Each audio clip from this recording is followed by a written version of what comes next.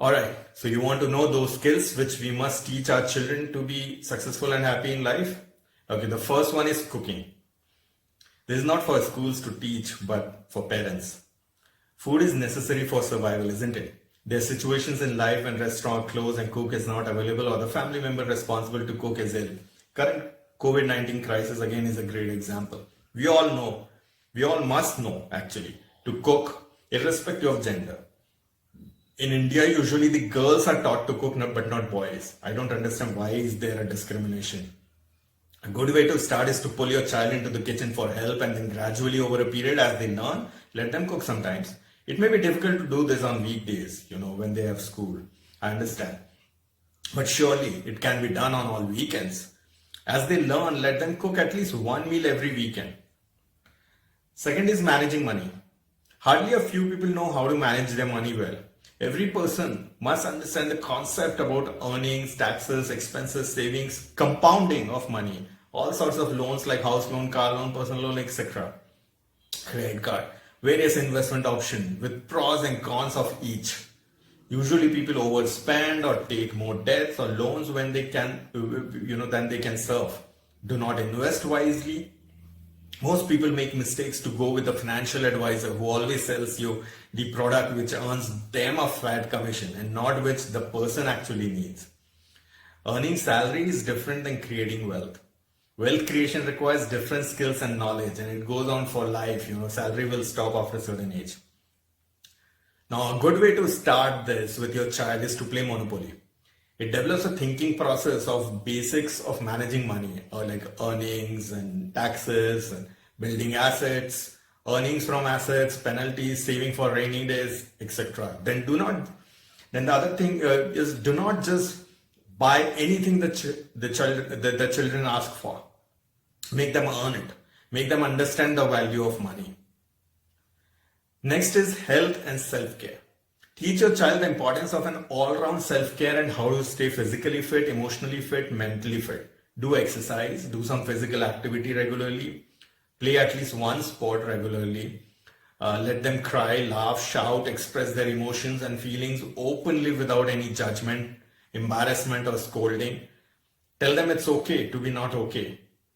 Tell them to reach out for guidance if they are stuck mentally. Teach them about the importance of mentorship, coaching, counseling. Next is the emotional intelligence. It includes self-awareness, managing emotions, managing stress, empathy, interpersonal skills. We need to be aware of our beliefs, values, thoughts, emotions, skills. Then only we can successfully deal with any situation, any people. We need to know what makes us happy, what frustrates us, what we like to do, what we don't, what we are good at, what we are not. We should be able to identify our emotions, reasons for it, and how to deal with it. Emotional intelligence is the most important skill for our happiness and success. Next is the ability to deal with failures and crises. I've told you earlier, we have seen several cases of people not being able to deal with failures in life or crisis situation and slip into severe mental health issues or even take extreme step to kill themselves. We need to teach children that life is not a bed of roses. There are thorns too. Even in midst of this huge global pandemic of COVID-19, people are not able to manage their own house without external helpers. Can't expect them to successfully deal with other discomforts in life in future. The best success habit, according to me, is being trained for handling failures and discomfort. This one skill can pull you back up again. And the emotional intelligence skill I mentioned earlier is the key to develop this ability. Next is innovation and creativity.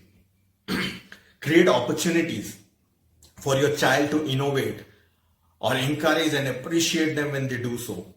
As a parent, let your child complete their own school project. Don't shout at them when they color outside the lines, when they decorate their room or table in their own way, when they wear their clothes in their own style, or when they answer a question differently than you expect. Don't stop them when they want to explore how something works. Let them find their own answers. That's how they learn the most. Don't make them feel that being wrong is bad. Our education system is the biggest culprit in destroying the creative and innovative minds of children because children have fear of being wrong. Most innovations are by dropouts. WhatsApp, Facebook, YouTube, on which you are watching this video. And the innovative furniture store IKEA, the IKEA guy didn't drop out. How can he? He actually didn't go to university at all. He started doing business right from the age of 6 by selling matchboxes. He completed his school education though. Next is taking risks. Unless people have the ability to take risks and deal with its outcome, they won't be able to grow. So don't stop when your child is running on rough surface or sliding on a railing or swinging hard. It starts from that basic stuff. You will instill fear in the mind of your child if you stop them from falling and getting hurt. He or she will be overcautious throughout life, and that doesn't help to grow too far. They must have confidence to take risks in life, knowing it may work or it may not. Next is the critical thinking. It doesn't mean criticizing. It is the ability to think logically, rationally, analyzing every situation and information independently. Not believing in something just because others believe in it, or it was true in past, or because it's written in some book. It's a willingness and ability to apply fresh thinking, analyzing, finding own answers. To have this ability, we need to be open-minded and flexible first. When your child is reacting on any news on social media or any WhatsApp forward and simply believes it, do tell them why it's believable and why not. This is one simple and regular way of teaching them to think critically. Next is problem solving and decision making. You can't lead, you can't grow to top leadership roles. You can't be successful in your business if you don't have the ability to solve major problems, take decisions after carefully analyzing all factors, and feel accountable for the outcome. Most people like to avoid and run away from problems as they don't have the confidence to deal with it. Running away doesn't solve it. Someday it will come back after becoming bigger and even harder to manage. People also find it tough to take decisions because they keep swinging between various options, have a fear of negative outcome, or they lack courage to get out of their comfort zone, so they prefer to stay put. Such people can't grow and may keep suffering. If your child comes up with a problem related to school, study, homework, sports, anything, do not directly offer them a solution to resolve it, but have a conversation, have a dialogue, ask them for the impact if it is not resolved, or what will be the benefit of resolving it, possible ways to resolve it, and options, and pros and cons of each options. This way they will learn to analyze the situation and solve an issue. Next is time management. The best thing about time is that we have it available as soon as we are born. We don't have to earn it.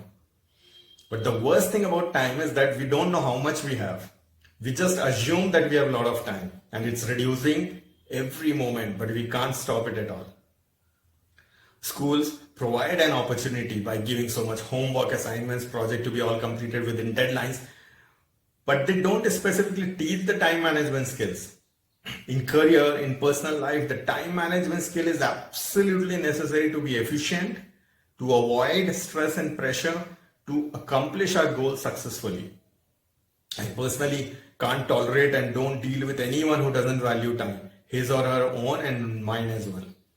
The best way to teach this skill to our children is to ask them, prepare a schedule, a calendar with everything they want to do, like sports, hobby, games, movies, and everything they need to do, like study, household work, etc. We usually just scold them and stop them from playing or watching movie when they want because they still have some pending studies or pending work. That doesn't help at all. They get irritated. A schedule will solve your problem as well and teach them the time management skill. Next is the people skills. Communication, teamwork, collaboration, negotiation, leadership, project management, dealing with tough people, managing difficult conversations. Everything requires people skills to be successful. Again, the schools provide an opportunity to develop people skills. They give so many projects to be done as a team, but never teach teamwork. Schools probably assume that the kids will learn on their own, but how? Without the ability to deal with people, they can't succeed. An organization is nothing but a group of people with different personalities, skills, temperament, beliefs, background, culture, right? So we need to deal with them all successfully. Next is public speaking. Such an important skill. It is needed to lead an organization, to build connection with people, to win their trust, to motivate them, and ultimately to achieve your goals. Again, schools do provide these opportunities regularly. They ask children to speak in the assembly or in a debate, in an annual function or some sports event, right? But they don't teach it. They also want a finished product just like any other organization. They choose the student who is the best, who is already good at it. They don't work on improving those who are not good. Most children avoid to volunteer during such opportunity. They are embarrassed. The schools need to encourage everyone. They need to give opportunity to everyone either by rotation or some way. Doesn't matter if children are not good enough yet. Create an environment where they don't feel afraid or embarrassed to be bad in delivering it. It tremendously helps them develop self-confidence too.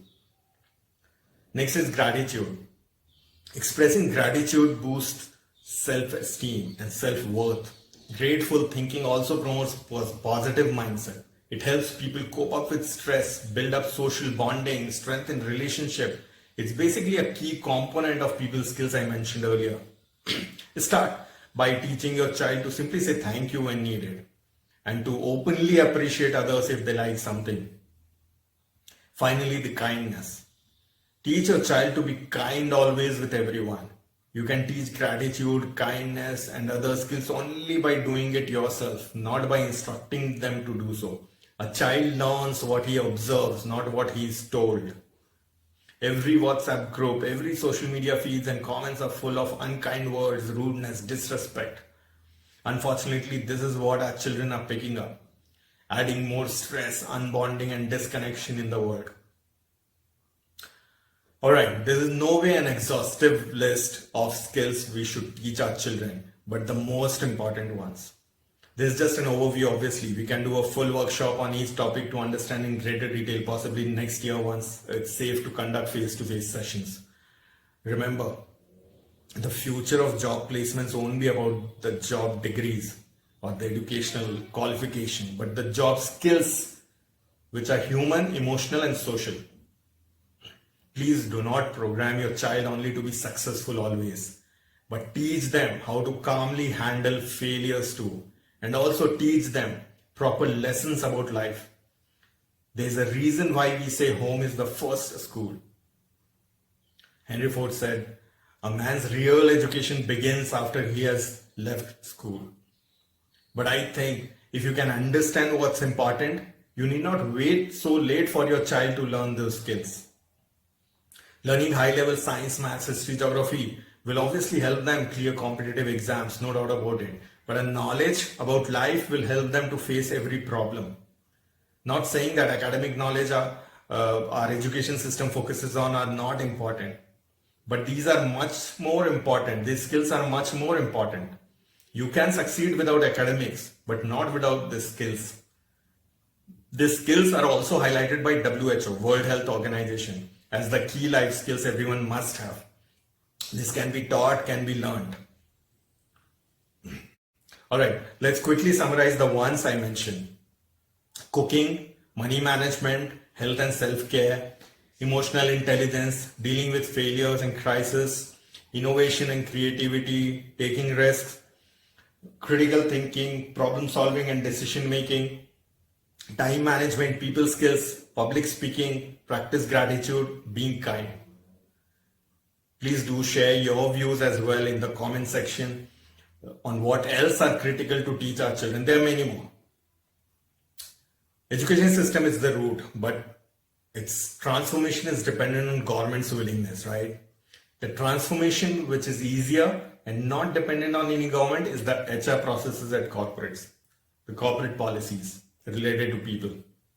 In my next session, I will share my thoughts on how the HR needs to evolve. Thank you for listening to me. Shoot your questions now. I'm ready.